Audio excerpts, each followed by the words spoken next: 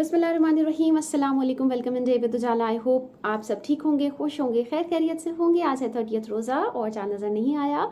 आज अल्हम्दुलिल्लाह 30th रोज़ा है और आज हम लोग फिर इंशाल्लाह इफ्तार के बाद चाँद देखेंगे। तो जनाब व्लॉग को देखना है एंड तक। और हम लोगों के सहाबा किराम की ज़िंदगी का पार्ट है 30।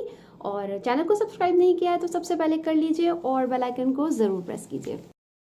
जी, तो आज मैं आपको थोड़ा सा बताऊंगी हज़रत उमैर बिन साद रज़ी अल्लाह ताला अन्हु के बारे में। हज़रत उमैर बिन साद जो है वो यतीम हो गए थे। यतीम इस तरीके से हुए थे कि उनके जो बहुत ही उनकी अभी कम एज थी, लाइक उन्होंने अभी क्रॉलिंग ही स्टार्ट नहीं की थी। तो उनके जो वालिद साहब हैं वो छोड़कर जो है वो कहीं और चले गए थे और पीछे जो है वो अपने बीवी बच्चों के लिए कुछ भी जो है वो छोड़कर नहीं गए थे।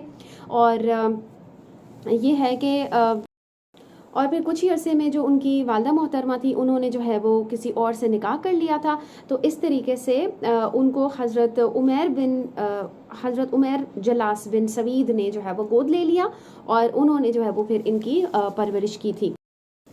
हज़रत उमैर जलास को उनके साथ बहुत ज़्यादा मोहब्बत हो गई थी और वो बिल्कुल उनको जो है वो अपना सगा बेटा मानने लगे थे और उनकी बहुत अच्छे से जो है वो उन्होंने परवरिश की। और क्योंकि वो ऑलरेडी मुसलमान ही थे तो ज़ाहिर है फिर उन्होंने इनकी परवरिश इस तरीके से ही की कि वो भी जो है वो मुस्लिम ही ऑब्वियसली बचपन से ही मुस्लिम थे, उनकी ऐसे ही उन्होंने परवरिश की।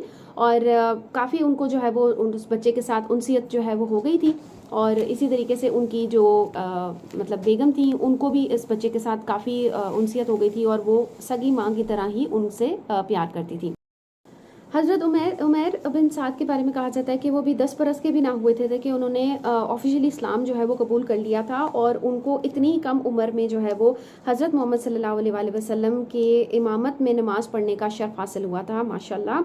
और जब ये नमाज के लिए मस्जिद नबी आते जाते तो उनकी वालदा मोहतरमा अपने लख्ते जिगर को में और ज़्यादा मतलब उनको इस तरीके से इस्लाम के लिए दिलचस्पी लेते हुए देखकर बहुत ज़्यादा खुश होती थी और वो खुशी के इजहार में अकेली होती, कभी उनका खावन भी उसमें खुशी में जो है वो शरीक होता था।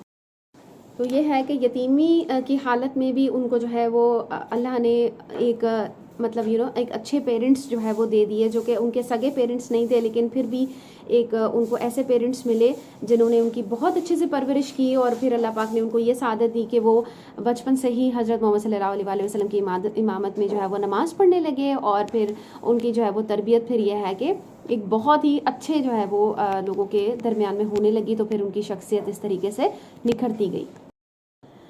जी, तो ये था मेरा आज का ब्लॉग और मैंने आप लोगों के साथ इस पूरी सीरीज़ में 30 सहाबा शेयर किए हैं। और आई होप कि आप लोगों को इससे कुछ ना कुछ जो है वो फ़ायदा ज़रूर हुआ होगा। और मेरे लिए आप लोगों ने दुआएं भी बहुत सारी की होंगी, मुझे बिल्कुल उम्मीद है। और आप लोगों ने एंजॉय भी किए होंगे मेरे ब्लॉग्स को।